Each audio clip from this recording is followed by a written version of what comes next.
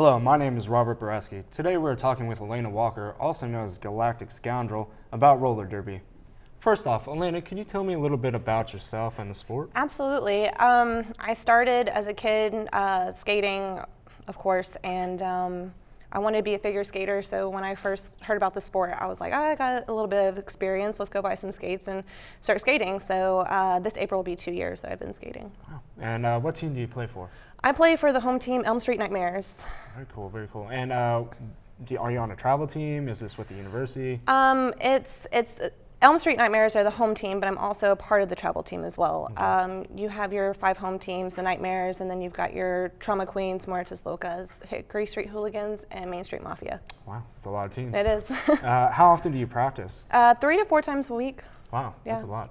And what is involved in practice? Like, what all do you do? You have your full contact, of course, and then your strategic skills, and 4-line wall drills, and of course endurance. We all have to have that.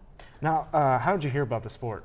Well, I'm a hairdresser here in Denton, so one of my clients came in and she was talking about how she just joined roller derby, and I always knew about the sport, but she tried to convince me for 3 months, and I was just not wanting to do it because of the physical part of it. And she was like, oh, it's nothing like it was in the 70s, so it's actually a real sport, and you get to be an athlete, so just come out here and, you know, put your skates on and try it out. And that first night, I was just like, all right, I'm hooked. That's for awesome. Sure. And I have to ask, how'd you get your name?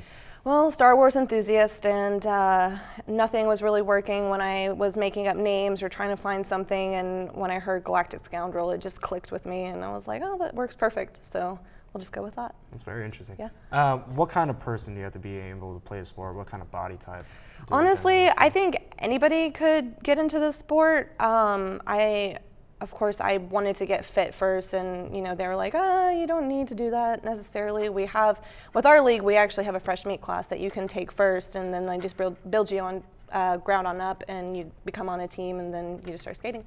Okay, so that's awesome. So as far as skills, you don't really have to have any. You Absolutely, kind of yeah. You know, if you do have some skating skills, the better, but you really don't have to. I've seen people who don't know how to skate at all, and they are a total badass. So. Nice. And what would you say the best part of roller derby is? The community is good. I love everybody that I have come in contact with. The physicalness of it is really awesome. I think the best part is, you know, once you become into this community, you know exactly what you're going for, and you turn into a different person. So it's really awesome. That's awesome. Elena, thank you so much for joining us. Yeah, absolutely. It has been very informative. I look forward to learning more in the future. Yeah, awesome.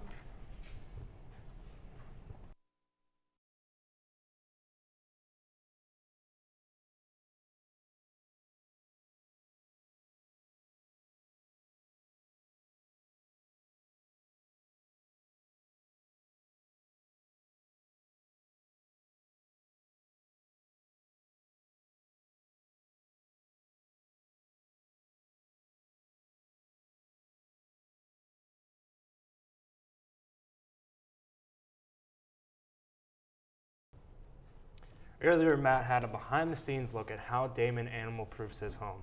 Matt is sharing with us some of the most important tips to proofing a home for foster animals. Thanks, Robert. Today I'm going to show a few tricks that will help you protect your home and your animals. It may even save you a bit of money, too. One of the most important things, though, to animal-proofing a home is an anti-chew and scratch spray. Many owners will go out to the local pet store and buy bitter spray. The sprays are usually loaded, though, with chemicals that shouldn't enter the body. What is suggested is to make your own bitter spray. What you need is you just need a regular water bottle. Here I just have one, with about a cup of white vinegar in it, and a bottle of pure lemon juice. To make the bitter spray, you take 1 cup of white vinegar, which is already in here, and 2 cups of the lemon juice. But for the purpose of this demonstration, I'm just going to add a couple little drops. And then you tighten the bottle, the top back on the bottle. Eventually. And you said earlier that this could help save you money? Yeah, bitter sprays that you buy at the store can run you anywhere from $15 to $20, whereas if you make it yourself, it'll cost anywhere from $7 to maybe $8.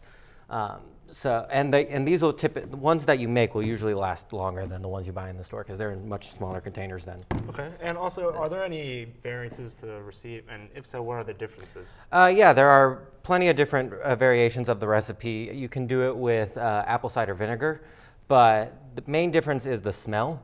And you really don't want your house to smell like apple cider vinegar. You'd much rather it smell like lemons. They both do the same thing, repel animals from where they shouldn't be. However, if you've ever handled apple cider vinegar, you know that it smells awful. Lemon juice is preferable because of its scent. Okay. And how exactly does the spray work? Well, when the animals go to chew on something that's been sprayed, they taste the apple cider or the lemon. It's bitter, and the apple cider is bitter, whereas the lemon is tart. They taste it and immediately are disgusted by it. So they're like, I don't want to go there. I'm going to go over here. That's interesting. And will this work on, let's say, every animal: dogs, cats, rodents, ferrets? There are the very rare animals that actually have the taste for this, and for those we have something else. Pulls up. And which is this aerosol egg thing. And basically what you do is you pop off the back by pressing the little button on the back, and you take a spray of air, basically, okay. and you just twist it onto the back. And what kind of brand is this? Is the sensor egg? The sensor egg is Sunbeam. Okay. So you can probably you can find it at most of your pet stores. Once you hear the leaking, you just tighten it a little bit more, and once it becomes tight, it should be lined up approximately like this, and you just attach it once again. Okay. Now, would you be able to buy this at your local market? You could find these at most of your local pet stores, PetSmart, Okay. ones like that. I seem to be having a little bit of. Now, this is potentially supposed to be able to do the same thing as your homemade spray, correct? Yes, this will actually, when I get it to work, will actually, you'll be able to rub your hand on it. What you do is you press this button, Okay. and when you rub your hand across it, let's see if it'll work. It's supposed to spurt out some Spurt air, out. so So it's a it'll motion it'll sensor. scare them. Yeah, the Okay. sound and stuff. There we go. Will burst and it'll scare them and they'll run away. All right. Well, thank you, Matt. I appreciate you showing us this demonstration, and we're looking forward to keeping our home safe. No problem. Thank you.